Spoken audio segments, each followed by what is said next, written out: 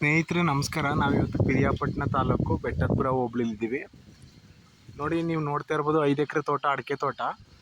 ಇದಕ್ಕೆ ಸುಳಿ ಕೊಳೆ ಬರ್ದಂಗೆ ಮತ್ತು ಫಂಗಸ್ ಬರ್ದಂಗೆ, ಗೊನೆ ಸಾಯ್ದಂಗೆ ನಮ್ಮ ಗ್ರೀನ್ ಪ್ಲಾನೆಟ್ ಫಂಗೋಯಿಟ್ ಮತ್ತು ಸ್ಪ್ರೆಡ್ ಆಲ್ 90ನ ಸ್ಪ್ರೇ ಮಾಡ್ತಾವ್ರೆ.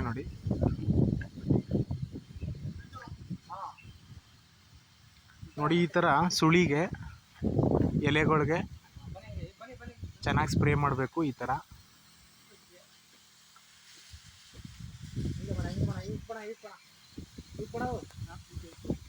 ಥರ ಸ್ಪ್ರೇ ಮಾಡಿದ್ರೆ ಗೊನೆ ಸಾಯೋದು ಮತ್ತು ಸುಳಿ ಕೊಳೆ ರೋಗ ಬರಲ್ಲ.